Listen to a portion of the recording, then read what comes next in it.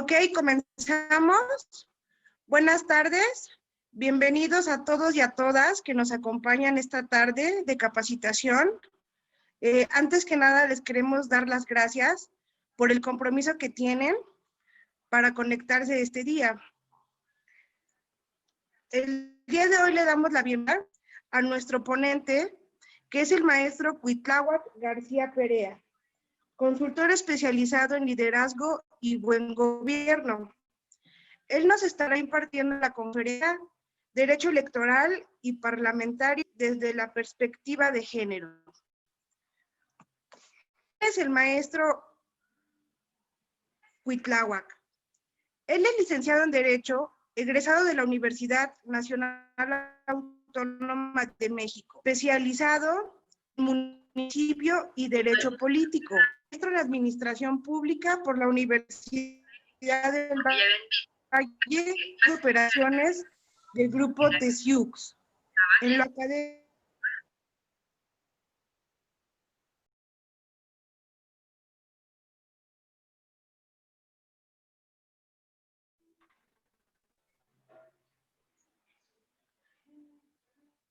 Perdón, ¿sí me escuchan?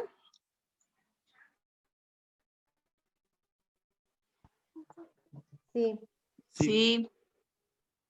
Se cortó. Ok, pero- muchas No se gracias. escucha muy bien. ¿Qué, los audífonos?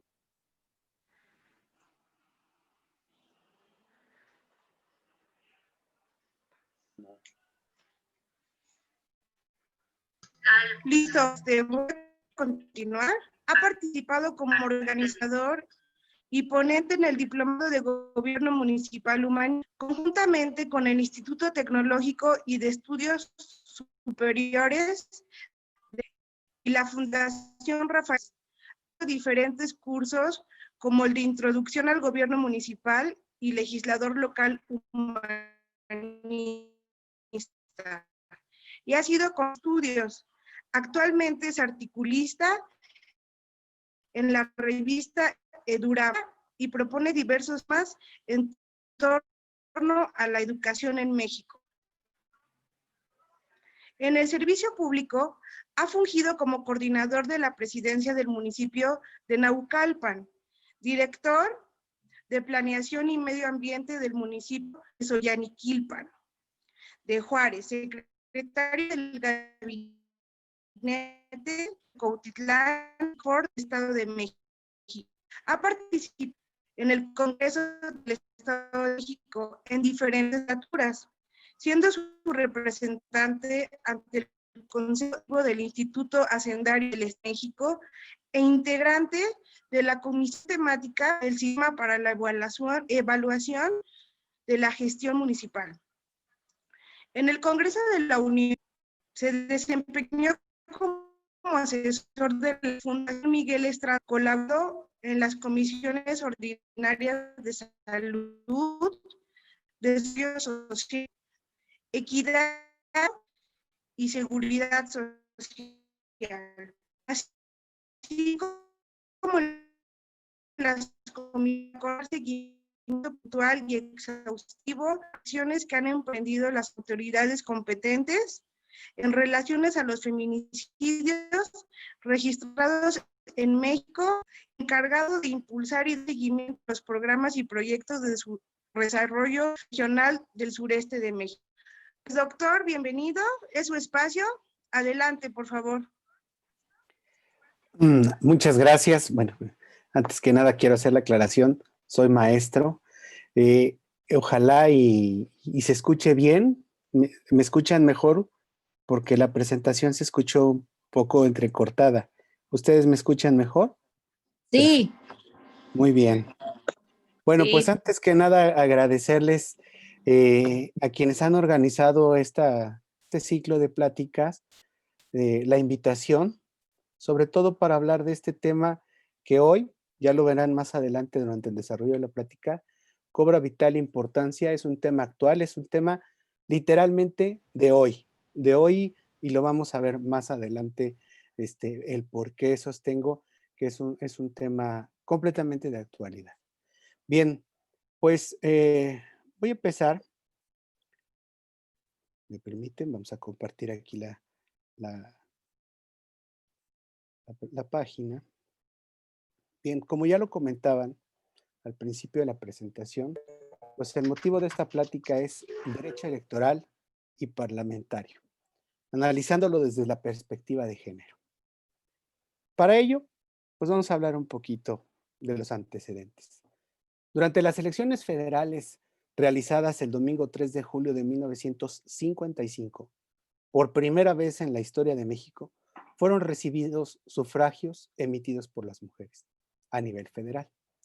Desde hace 65 años, las reformas políticas y electorales han sido progresivas en el conocimiento de la participación paritaria, hasta el punto en el que la 64ª legislatura del Congreso de la Unión, la actual legislatura, es denominada hoy como la legislatura de la paridad de género.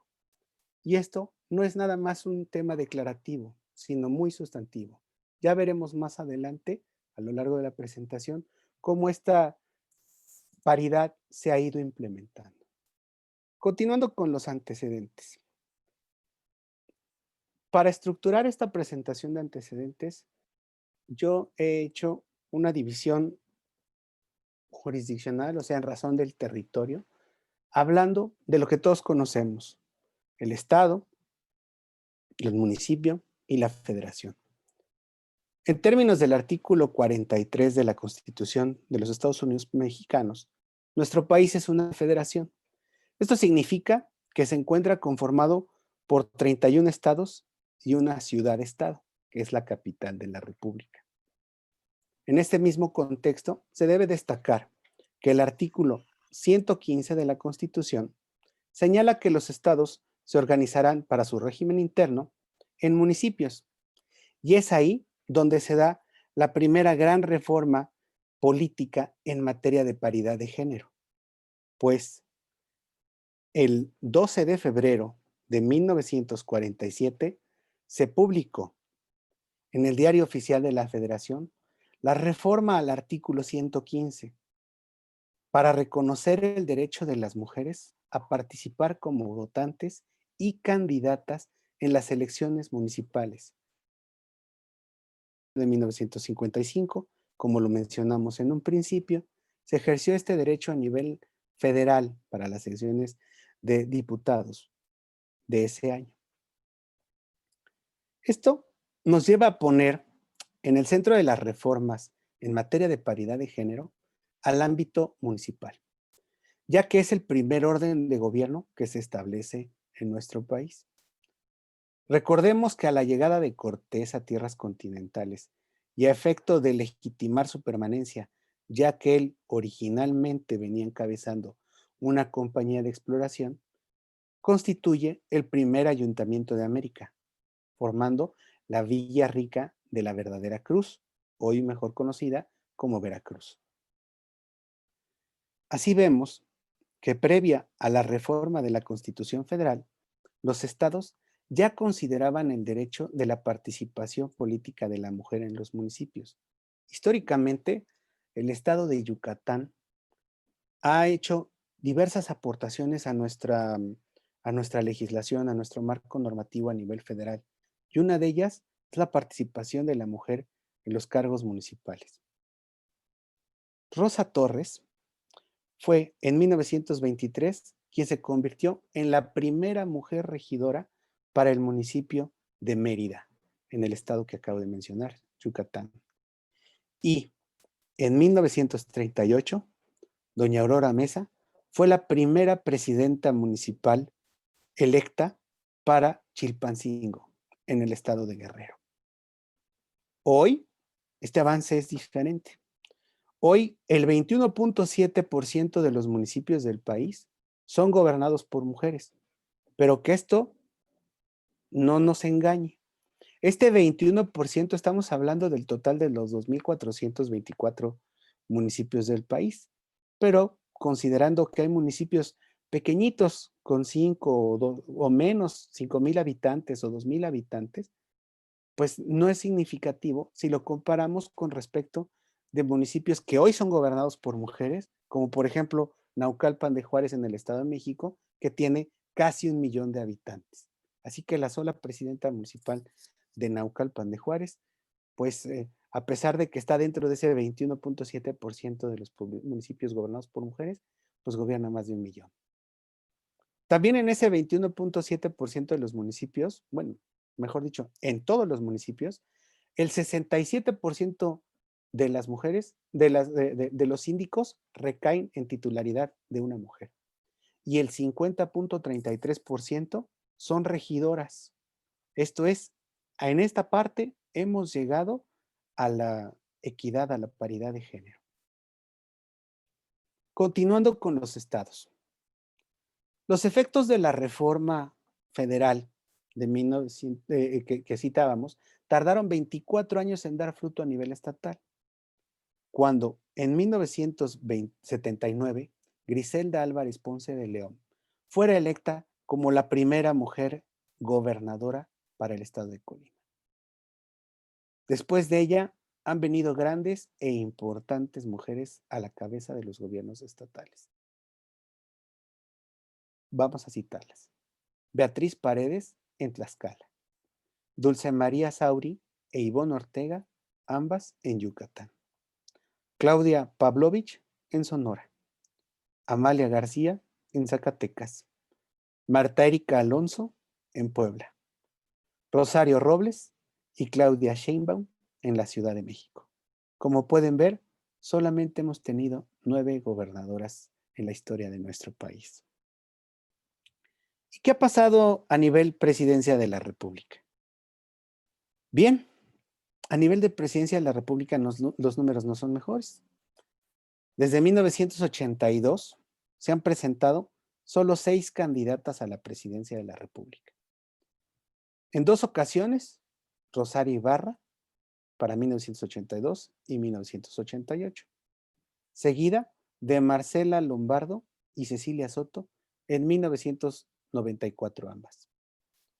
Para el año 2000 no tuvimos ninguna candidata mujer que aspirara a la presidencia de la República. En el 2006, Josefina Vázquez Mota, Patricia Mercado, y en el 2012, Josefina Vázquez Mota y Margarita Zavala en el 2018. Desafortunadamente, salvo Vázquez Mota, que obtuvo el 26% de la votación, ninguna de las anteriores ha rebasado más allá del 2.8% de la intención de voto de los ciudadanos, lo que significa que nuestro país todavía tiene un largo camino que recorrer en la paridad de género para efectos ejecutivos a nivel presidencia de la República. Ahora bien, ¿cómo hemos ido avanzando en la institucionalidad de la paridad? Citemos el contexto internacional. En 1945 surgió el compromiso de trabajar en pro de la igualdad entre hombres y mujeres en el nivel internacional, centrando los esfuerzos en igualar los derechos jurídicos y civiles y al mismo tiempo reunir información sobre la condición jurídica y social de la mujer en todo el mundo. Con el transcurso del tiempo se observó que en la mayoría de los países comprometidos, la igualdad jurídica no representaba un mecanismo suficiente para garantizar la igualdad de derechos entre hombres y mujeres, ni para alcanzar la plena igualdad y participación de la mujer en la vida social, política, económica y cultural. Fue en 1975 cuando la Asamblea General de las Naciones Unidas declaró ese año como el Año Internacional de la Mujer y decidió convocar a una conferencia mundial. ¿En dónde creen? Con sede en México, con el propósito de reunir a los países comprometidos para plantear estrategias comunes que permitieran avanzar en beneficios de la igualdad de derechos y participación de la mujer. Los ejes temáticos del Plan de Acción 1975 fueron igualdad, desarrollo y paz. Como una respuesta a dicho compromiso, la Asamblea proclamó el periodo entre 1976 y 1985 como el Decenio de las Naciones Unidas para la Mujer, con la intención de unir esfuerzos y promover el avance de las mujeres a escala mundial en 3 dimensiones: la igualdad plena de género, la eliminación de la discriminación por motivos de género, la integración y plena participación de las mujeres en el desarrollo y la contribución activa de las mujeres en el fortalecimiento de la paz mundial. La segunda conferencia mundial, realizada en Copenhague en 1980, convocó a los países miembros a evaluar el Plan de Acción de 1975. Según los avances obtenidos por los gobiernos y la comunidad internacional hacia el logro de las metas planteadas 5 años antes. A pesar de los progresos obtenidos, todavía persistían dificultades entre los derechos garantizados y la capacidad de la mujer para ejercer dichos derechos.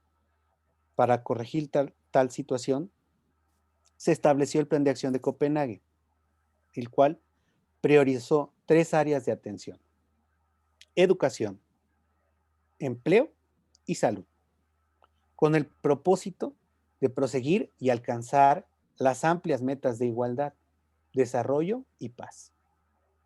Además, se sugirió también a los estados intensificar las medidas nacionales para garantizar el derecho de la mujer a la propiedad y al control de los bienes, así como mejoras en los derechos de la mujer a la herencia y la patria potestad.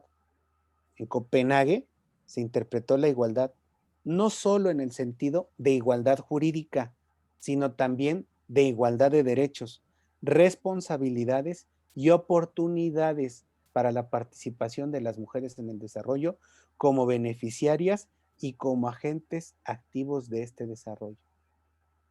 En la tercera Conferencia Mundial sobre la Mujer, realizada en Nairobi en 1985, se convocó a los países miembros a evaluar los avances del Decenio de las Naciones Unidas para la Mujer.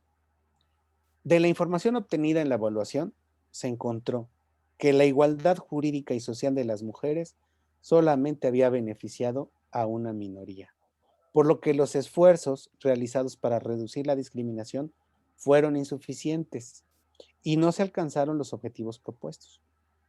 La comprensión de esa situación obligó a adoptar un nuevo enfoque para superar los obstáculos y lograr la igualdad de la mujer.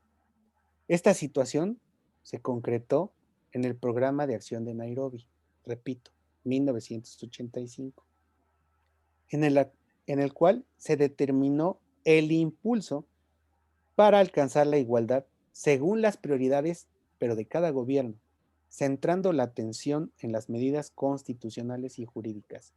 Esto es, armonizar, homologar el marco normativo, la ley imperante en cada uno de los gobiernos para lograr estos objetivos, para considerar la igualdad en la toma de decisiones y en la participación social y política de la mujer.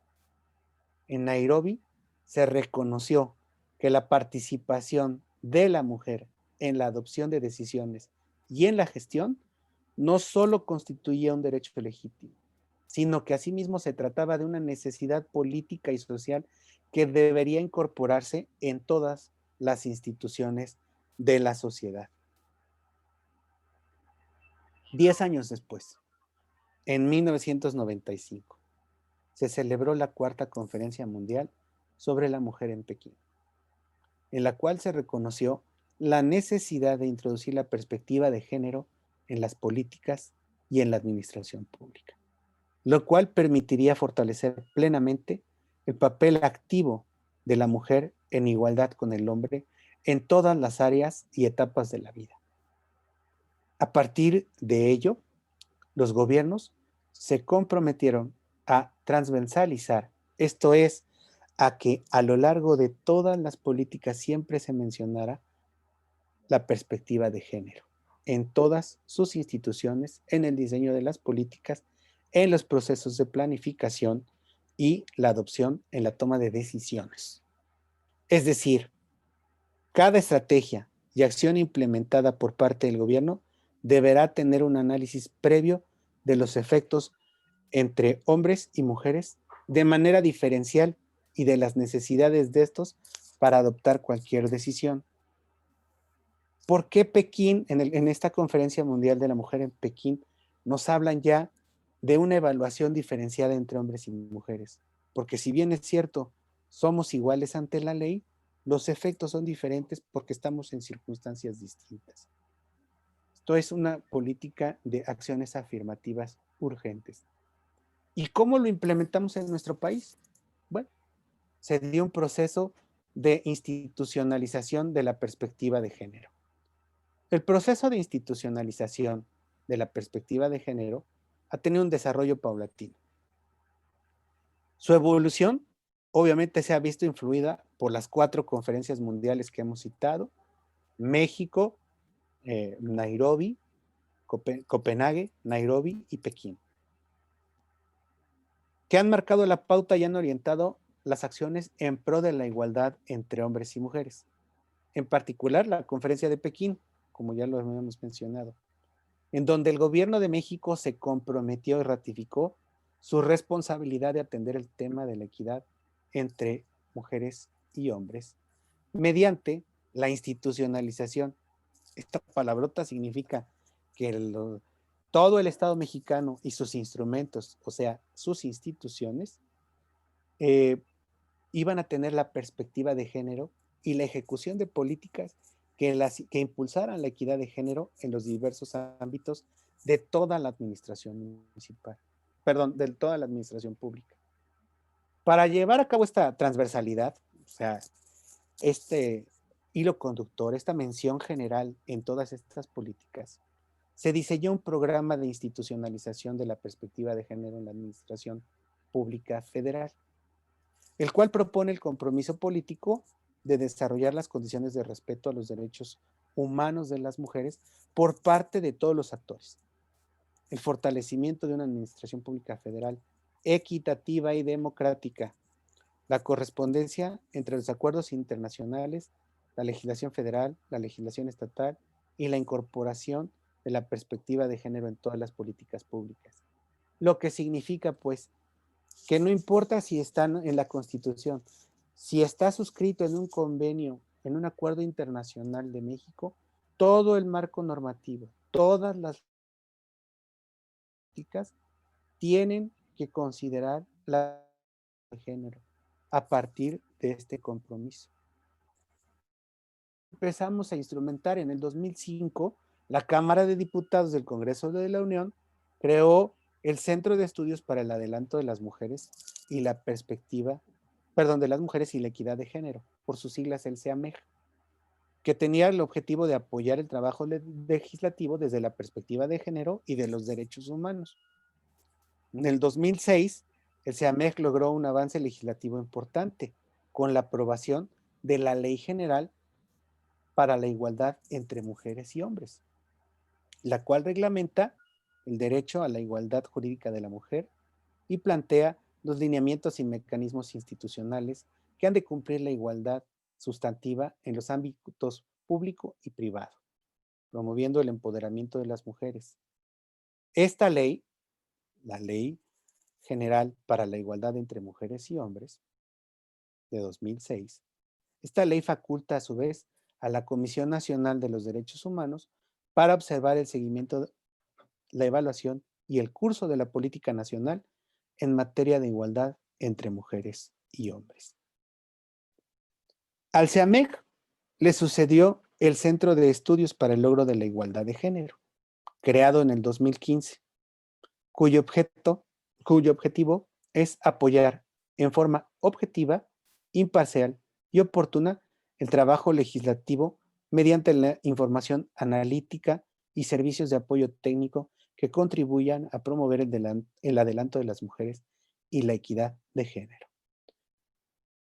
Recapitulando en este paso, nuestro Congreso primero creó el Centro de Estudios para el Adelanto de las Mujeres y la Equidad de Género en el 2005, cuyo producto más destacado es esta Ley General que citábamos, y en el 2015 es sustituido el CELIG, ¿no? El Centro de Estudios para el Logro de la Igualdad de Género.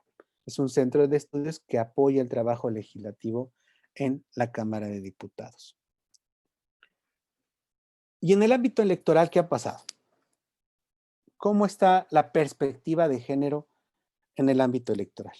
Bueno, como ya sabemos, los procesos electorales en México se han ido ciudadanizando.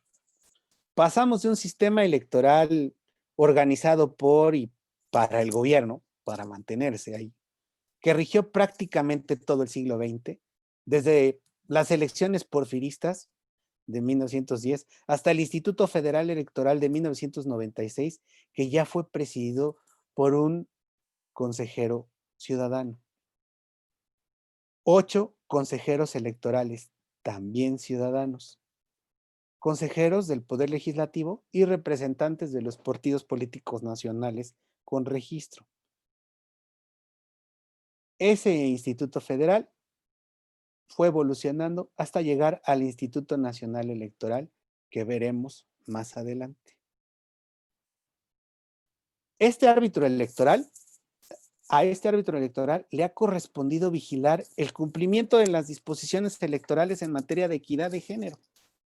Sin embargo, en sus primeros años, si bien se logró la ciudadanización, no obraban, no medían con la misma regla para su integración.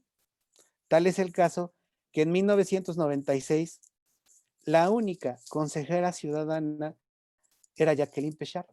De todos los otros que habíamos mencionado, la única consejera ciudadana era Jacqueline Pechard, la única mujer.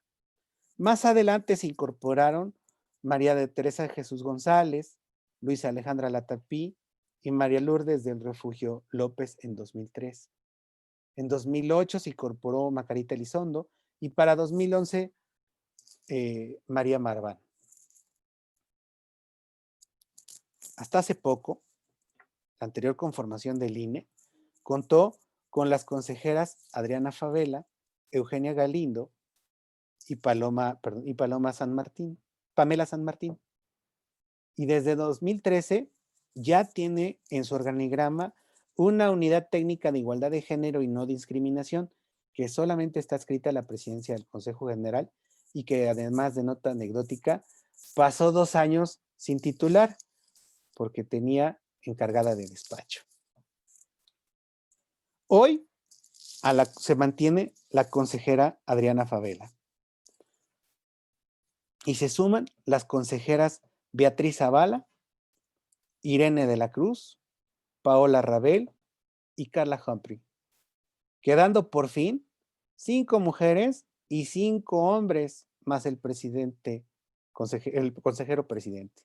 Por fin, después de tantos años, logramos la paridad de género en el Consejo General del Instituto Electoral, con la consejera Favela, con la consejera Zavala, con la consejera de la Cruz, con la consejera Rabel y con la consejera Humphrey. 5 y 5. Bien, avancemos hacia el tema de la representación legislativa, el ámbito parlamentario. Como ya lo vimos, el avance de la representación parlamentaria, conjuntamente con la municipal, es sin duda la de mayores resultados.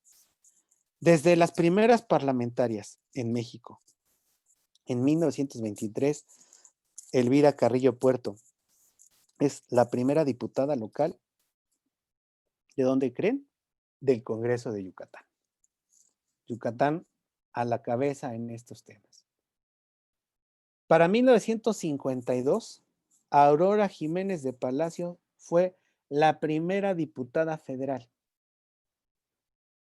Incluso uno de los salones dentro del Palacio Legislativo de San Lázaro lleva el nombre de la diputada Aurora Jiménez de Palacios en honor a ser la primera representante en esta Cámara.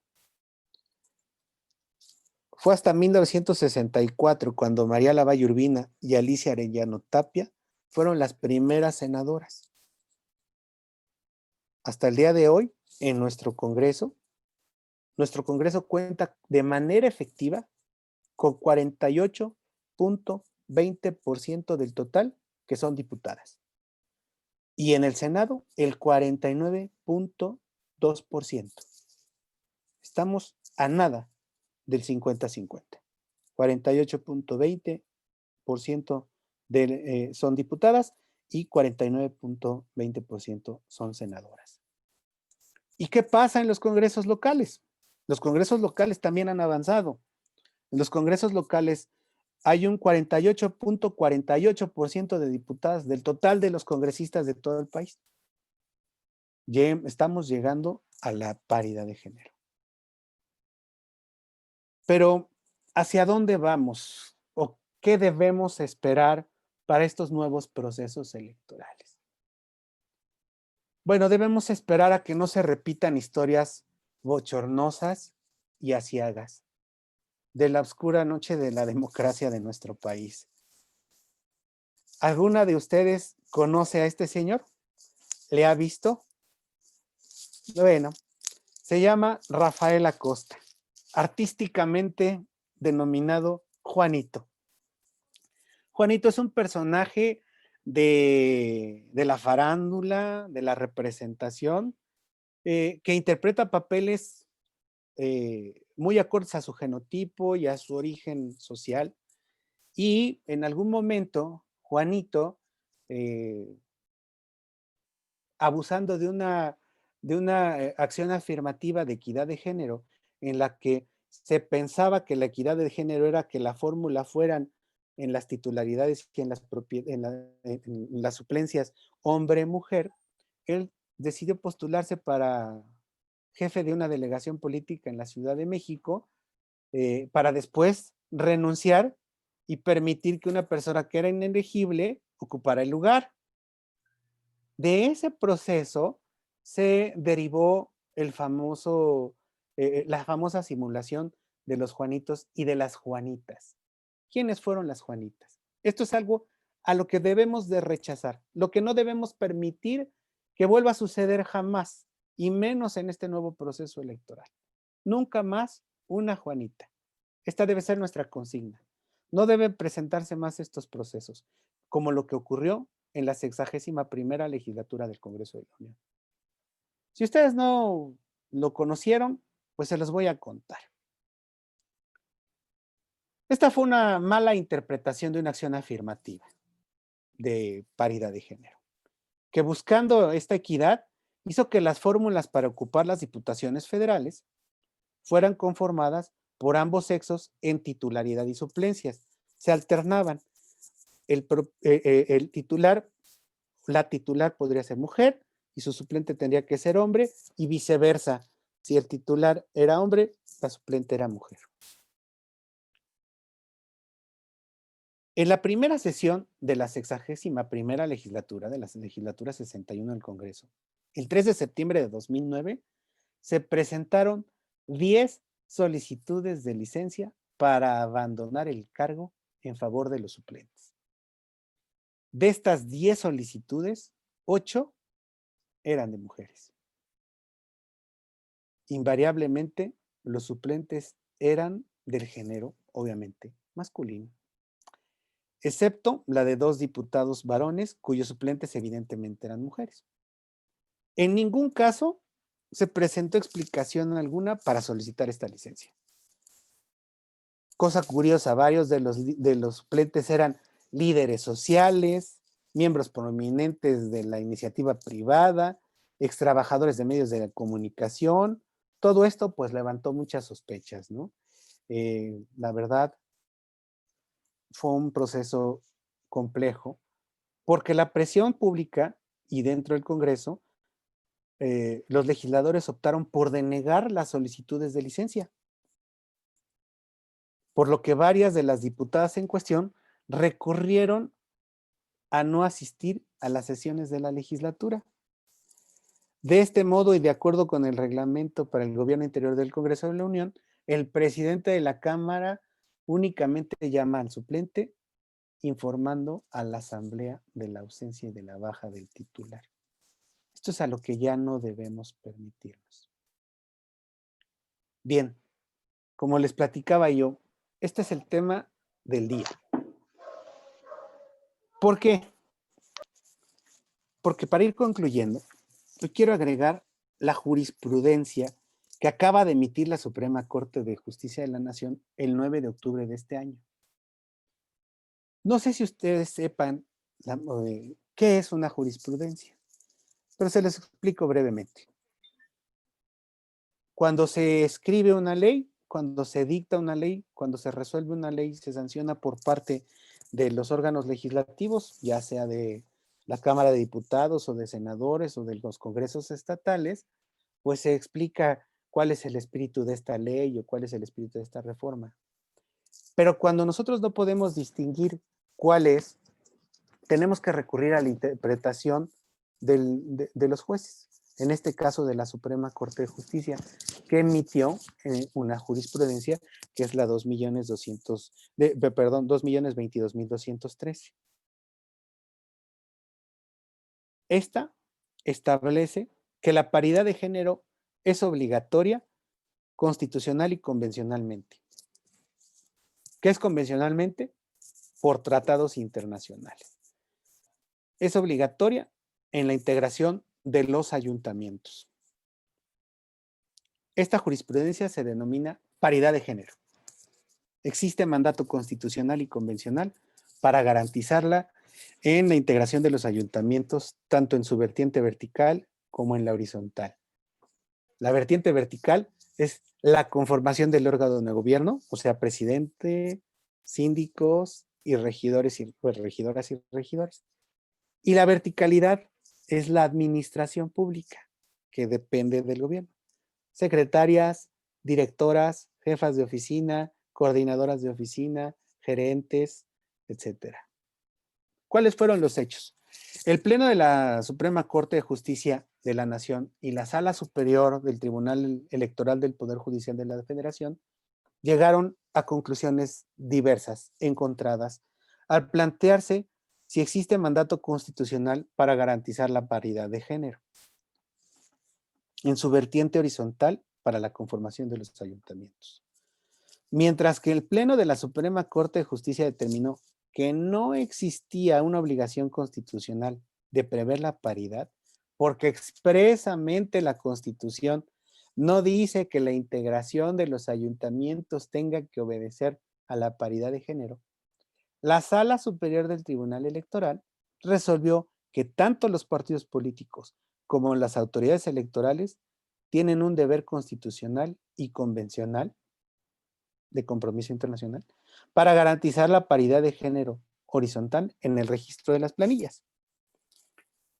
¿Cuál fue el criterio jurídico que orientó esta jurisprudencia? Bueno, pues que sí existe un mandato constitucional para garantizar el principio de paridad de género en la conformación de los ayuntamientos, porque el artículo primero constitucional dice que el varón y la mujer somos iguales ante la ley, para empezar. Y después obliga a los partidos políticos en el artículo 41 a establecer la paridad de género en sus propuestas. También hay una obligación en la Convención sobre los políticos, en los siguientes elementos internacionales suscritos y ratificados por el Estado mexicano. La Convención sobre los Derechos Políticos de la Mujer.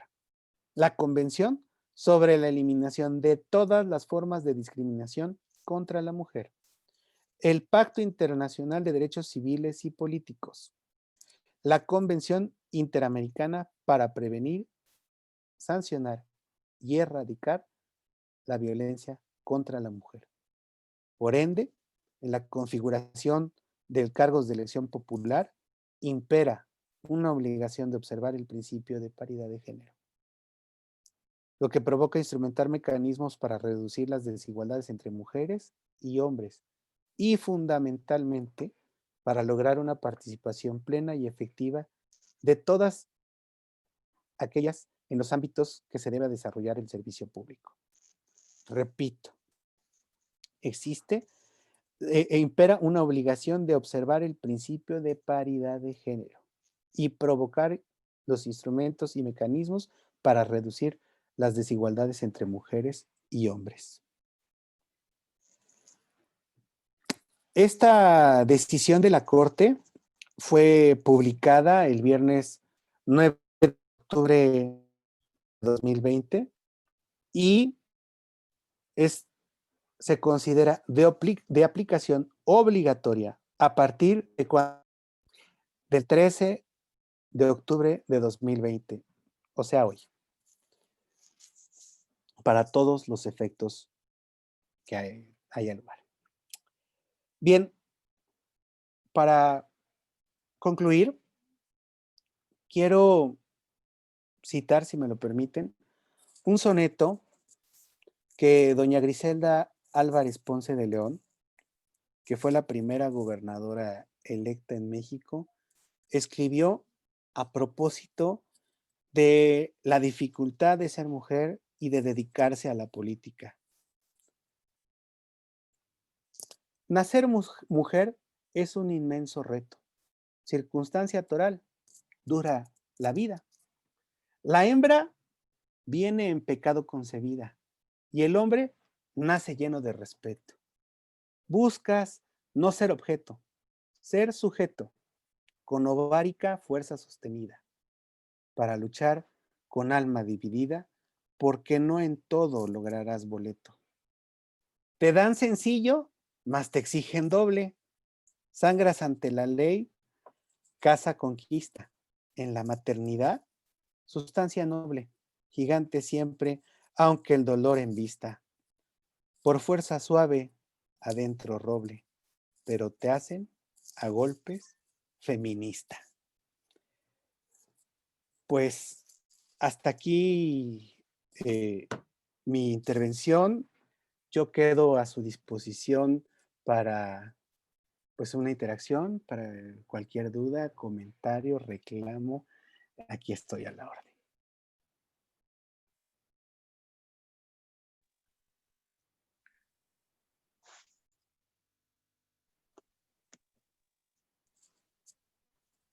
Maestra, pues sí, muchísimas gracias.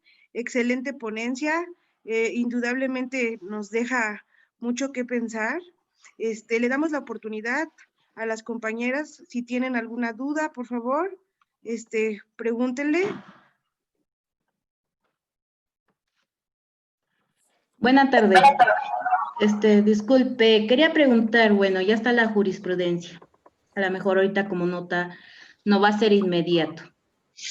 Pero para el ayuntamiento de la próxima administración, ¿quién va a ser el órgano encargado de supervisar que esa jurisprudencia se lleve a cabo en todos los municipios?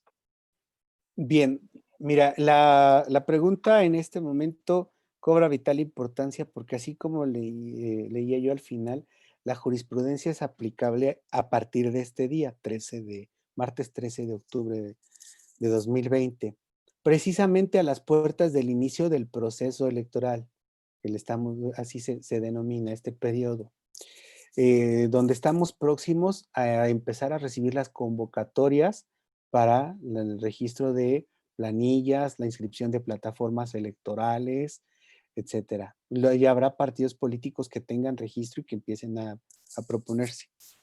Entonces, en términos de la jurisprudencia y de además de todo el marco normativo, tanto el Instituto Nacional Electoral como los órganos locales electorales, los tribunales locales y federales tienen la obligación de velar el cumplimiento de esta jurisprudencia para la integración de las planillas de los ayuntamientos.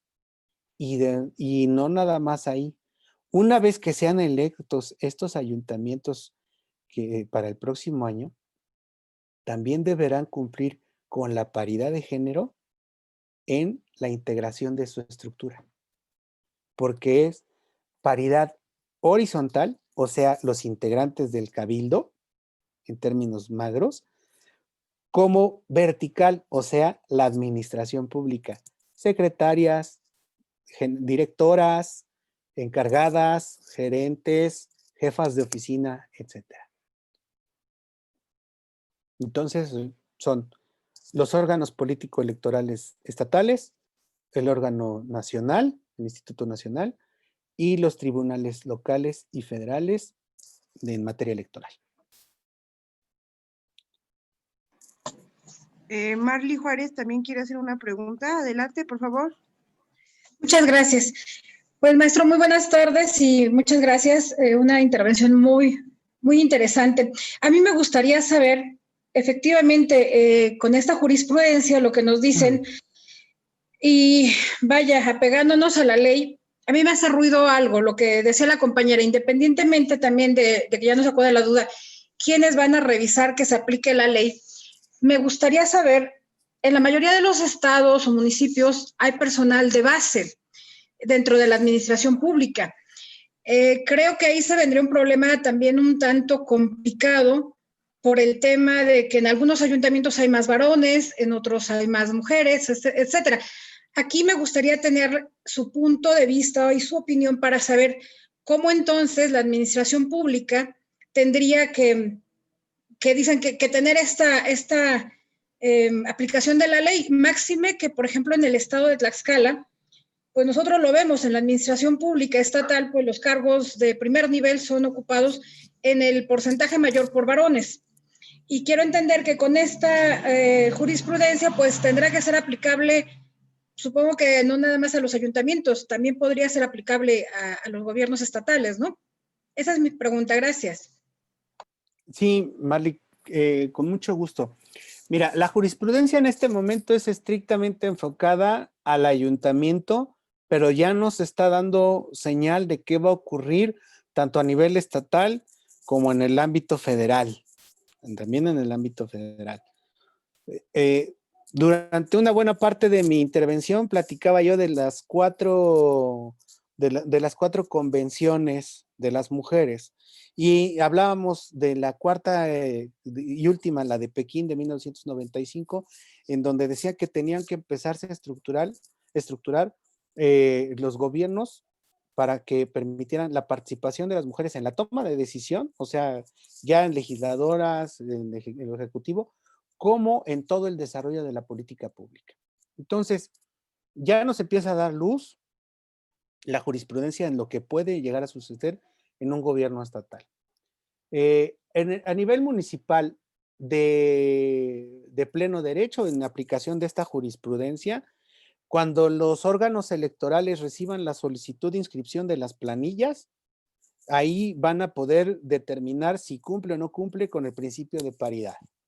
¿Sí? Desde ahí ya vamos a poderlo saber, y cuando no se cumplan los objetivos, esa planilla no será aprobada y por lo tanto hasta que el principio de representación paritaria. Ahora, en la estructuración de los gobiernos, ya de la funcionalidad orgánica, las dependencias, direcciones, secretarías, bueno, para las nuevas administraciones tendrá que ser un concepto obligatorio la paridad. Obviamente, diferentes puestos de base que no son removibles, bueno, nos llevará a un esquema de implementación estructurada de esta paridad. Es paulatina, deberá ser paulatina. Es cuanto. ¿Podría hacer otra pregunta? Por favor, en el sentido de que, bueno, ya está en la legislación del 2014, la reforma, ya se han venido registrando las planillas bajo ese esquema. A mí me gustaría saber, en este caso, quiero pensar que la aplicación, vamos bien hasta el registro y el triunfo de la planilla. En el momento de que se otorga la constancia de mayoría y que entra el tema de la repartición de los espacios de representación proporcional, entonces ahí también tendrían que ir alternando sobre todo la equidad, ¿verdad? La paridad de género.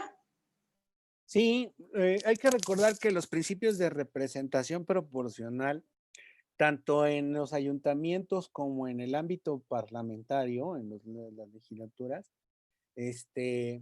ya hablan de la competitividad de los partidos políticos. O sea, los partidos políticos deben de proponer planillas encabezadas por mujer en donde son competitivos.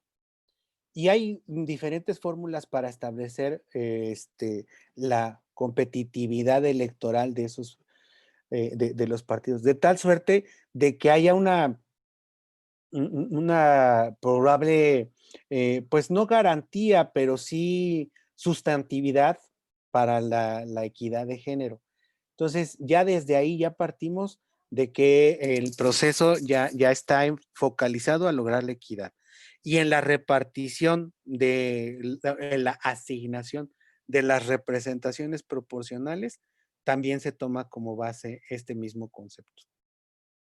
Ya nos ha pasado también en el ámbito legislativo, en la 61 legislatura, me tocó ver cómo retiraron personas que estaban en la lista y que eran hombres, las retiraron para que subieran mujeres y lográramos un porcentaje mayor de representación femenina.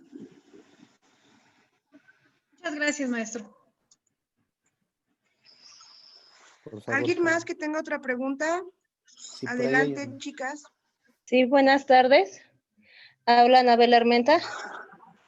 Mi pregunta sería referente a cómo concientizar al equipo o la planilla que está jugando que la mujer no solamente es un relleno ante las elecciones, porque pues sinceramente, al menos aquí en Tlaxcala, así se ve, ¿no? Como que la mujer solamente es el requisito para que no me echen para atrás mi planilla o mi proyecto o mi candidatura. Entonces, ¿cómo concientizar al equipo de que la mujer no es solamente un requisito más?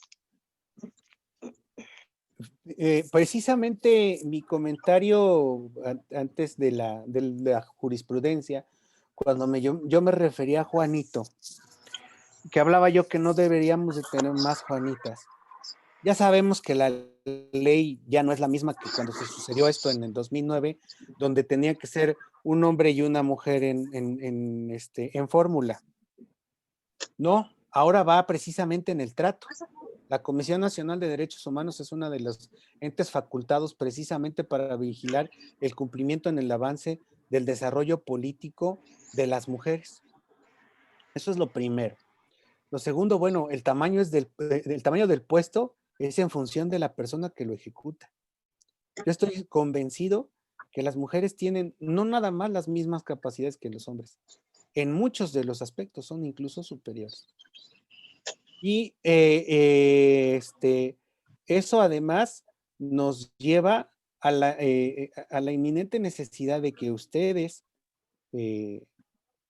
mujeres interesadas en la vida pública, en la política, cada día se capaciten más en estos temas, precisamente porque son las herramientas personales que les van a permitir enfrentarse en un mundo de hombres, como lo decía muy bien en el soneto la señora Álvarez, ¿no?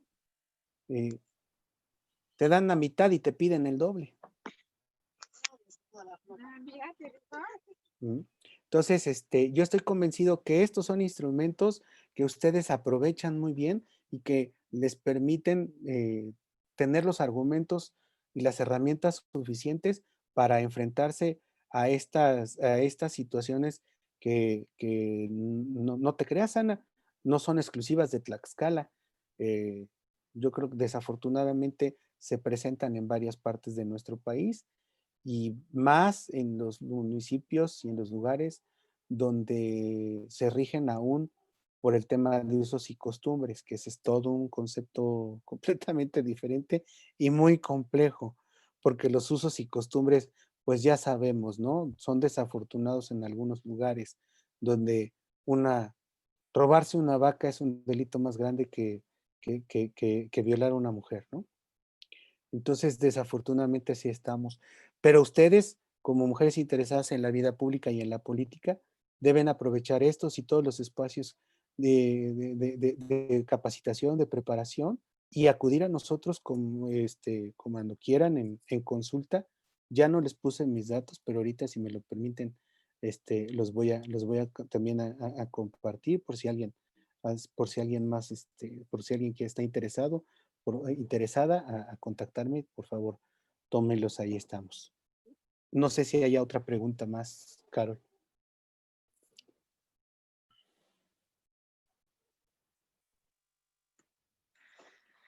Sí, maestro, pues al parecer no. O no sé, chicas, ¿alguien más que quiera participar, por favor? ¿Puede levantar la manita o activar su micrófono, por favor?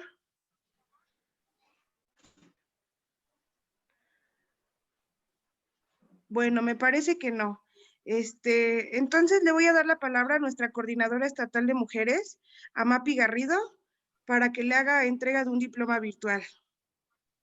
Muchas gracias. Buenas tardes, maestro. Qué gusto conocerlo por estos medios y excelente tema. Ahorita nos ponen el diploma y también aprovechando, pues quiero darle las gracias a nuestra representante del Instituto de Elecciones, a la licenciada Mayoli Hernández. Muchas gracias por acompañarnos cada estos días. Déjenme checar si ya tienen el diploma. A ver,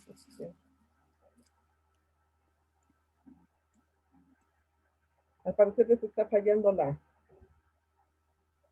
la computadora del compañero, pero si no es así, maestro, qué pena. Se lo hacemos llegar a su correo, ya nos dejó sus direcciones, mucho gusto, o si no se lo hacemos llegar con el profesor. Ay, ahí viene, ya viene. Aquí está, mire. Ya está, Pili. Sí, perdón, es que como me dijo que le estaba fallando su internet, pero se lo leemos, maestro. Partido Encuentro Social Tlaxcala entrega el presente reconocimiento al maestro Cuitláhuac García Perea en el Diplomado de Liderazgo Político de las Mujeres con la conferencia Derecho Electoral y Parlamentario, Análisis desde Perspectiva de Género. Tlaxcala, a 13 de octubre del 2020. Viene firmado por nuestro presidente del Partido Encuentro Social, el licenciado José Luis Garrido Cruz, y por la secretaria del Partido Encuentro Social, la maestra Mónica Sánchez Angulo.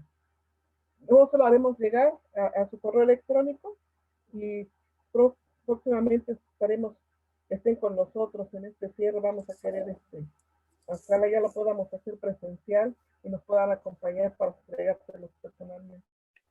Muchísimas gracias, maestro. No, gracias a ustedes, lo recibo con todo corazón. Les agradezco la invitación para dictar esta plática y con mucho gusto en el momento y la oportunidad que se presente, estaré por allá en Tlaxcala de Jicotencat para estar con ustedes. Muchísimas gracias. Muchísimas gracias. Y bueno, pues, chicas, nos despedimos con esta ponencia y nos vemos el próximo martes, por favor, puntuales a las 6 de la tarde y estaremos ya con nuestro quinto taller. Muchas gracias. No sé si tengas algo, Carol.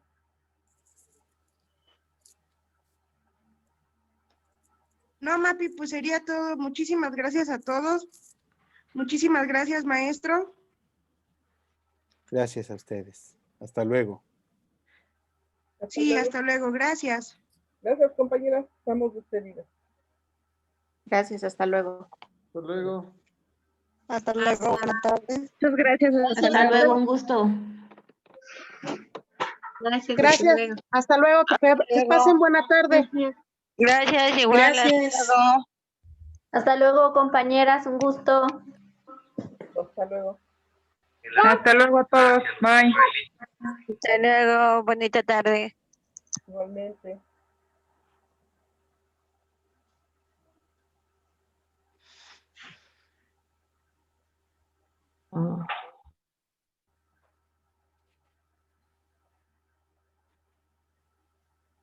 Y bueno, ahí te pueden escuchar.